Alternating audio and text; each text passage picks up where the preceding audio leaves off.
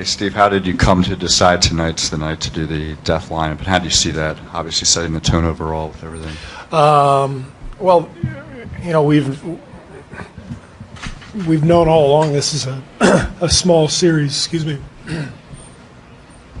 And so, you know, we played it a little differently last game with Steph just coming back for the second game and trying to buy some minutes here and there. And then obviously we got our tails kicked. So anytime we've been in any danger over the years, we've sort of gone to this lineup, whether it's as a starting group or extra minutes. And obviously, you know, the lineup worked or whatever, but it's not about the lineup. It's really not. I mean, it's about how hard guys play and how focused they are. And the effort at both ends tonight was night and day from Game 3. And I thought our guys were just dialed in.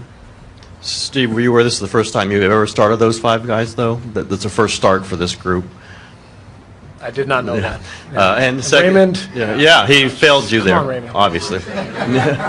And also, I mean, you said it's about the way they played, not the lineup. But do you think just changing the lineup does click something into these guys, maybe that makes them a more? Yeah, I mean, obviously, it is our best five players. You know, so if you can get to your best five players, you know, that's what you want to do. I didn't feel comfortable doing it last game. I wanted to continue to bring Steph back a little bit before we got it going because a lot of the small lineup is based on the high screens with Steph, and I wanted to see him a little bit more. I thought tonight he made a breakthrough conditioning-wise, and he was moving much better than he was in game 3. But, you know, you're on the road, you're threatened. You put your best five guys out there, and they start like that. It sets a great tone. You touched on this before, just on Draymond Green's restraint this postseason. Obviously, His restraint. Obviously, he picked up his first technical tonight. Can you talk about maybe how well he's towed that line and not picked up? Yeah, Draymond has been phenomenal the whole playoff run. I guess we've played nine games now. And he's just bringing it every single night. The intensity, the defensive acumen, the effort, and then he's more experienced than he was a few years ago, and he knows how to toe that line, and he's done a really good job with that. KD hit two jumpers in, I think, the first 90 seconds, obviously finished with 38. Did you know right away, though, in those 90 seconds, what type of night was probably? Yeah, it wasn't just the shots going in. It was the force with which he took them. He was attacking tonight right from the beginning, and he was brilliant. You know, and there's not much you can do because he's so tall and long, he's going to be able to get his shot off over you. But I just thought he found better spots on the floor with his aggression and created easier shots for himself. And then our movement in the first quarter was much better. The other night we were standing around, and tonight, you know, after they made the first stand defensively within the possession, we kept playing and we kept moving, and you know, that's kind of who we are. Multiple playmakers. Move the ball on, let the next guy make a play. Don't force anything. I think we only had one turnover in the first quarter, so just set a great tone. Steve, right here. Rondo has 21 assists game 3, down to 6 tonight. What did you do to really limit his impact? Well, it's just the overall effort, I think, of our team. You know, when you bring that kind of energy, it literally affects every area of the game. You know, whether it's rebounding or you know, just cutting off penetration or whatever, and it just, the game gets harder for the other team when you bring that kind of force. That's what happened in Game 3 to us. You know, they took it to us, and the game was hard. And so a lot of times these playoff games are about, you know, who really brings the force to the game. And I know it sounds crazy because you think everybody's going to bring the force every playoff game, but there's a combination of force and execution, and if you can set that tone early like we did tonight, then you're in a good place. Obviously, Draymond said what he said about Steph and Kevin. Did you feel the need to say anything to Durant, saying you can be more aggressive? A little bit, yeah. My discussions with KD and Steph were more strategic. They already know they're superstars. You know, stars have to be stars in the playoffs.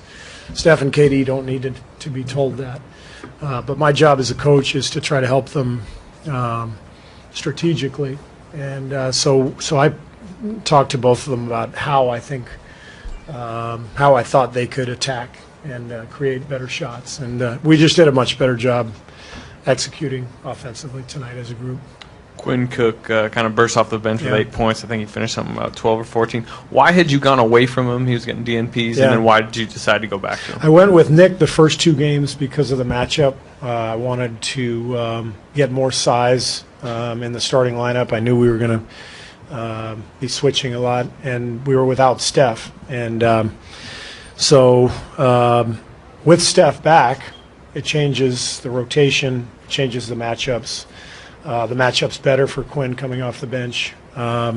He was fantastic. He made some big shots for us in the first half and settles us down offensively. And so it's a big night for Quinn. He played an important role. Steve is right in front. Part of your confidence in the Hamptons 5 as a starting unit, based on Andre and his adaptability, he hasn't started a ton for you the last 2 years, but you feel like you can plug him in anywhere. I still am amused that we just matter-of-factly call them the Hamptons 5. I know that's Tim. Yeah, well, Tim Kawakami deserves all the credit. I just feel strange, like as a coach, saying, "Well, the Hamptons 5 played really well tonight." Like I can't say that, but you can. Andre, the beauty of Andre, and Andre's not going to get a lot of ink tonight. You know, everyone's going to go, well, let's see, he was 2 for 7, and he had 6 points, and whatever, and everybody's going to write about KD's 38, as they should. But what Andre does for us is so dramatic in every aspect.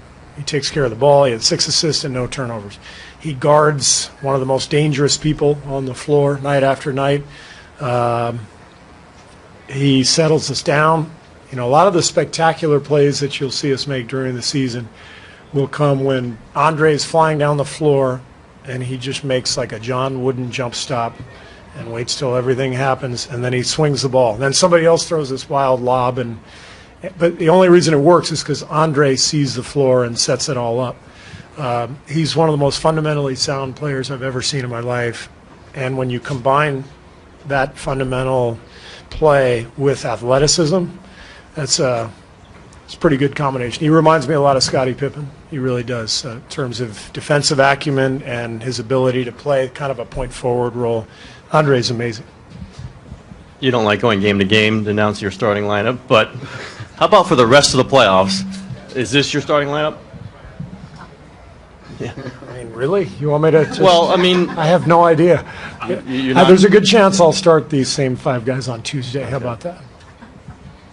In fact, I will tell you right now. oh my goodness! Wow. This is your bonus. I'll give you Okay. just. Nobody else can write it though. Nobody else. Yeah. Yeah. One I don't know. Every series is so different, and we gotta stay locked in and try to take care of business Tuesday. Save a trip to the Central Time Zone and get ready for the next series if we're lucky enough to do that. So we got to lock in but yeah, I'll start these guys next game too. Is Steve, this being game 3 for Steph, how did you see his energy level kind of play out? I thought today? Steph turned a corner tonight. I thought conditioning-wise, where I really saw it was at the defensive end. I thought he was moving really well defensively. He was anticipating things and getting over screens. And then I left him out for a couple more minutes at the end when the game was decided, just to get him a couple more shots, and because you could see his shot is right there, but he's not quite there, but he's getting into rhythm. You can see him rounding into form, and it's good to see. Great, thank you. Thanks. Do we want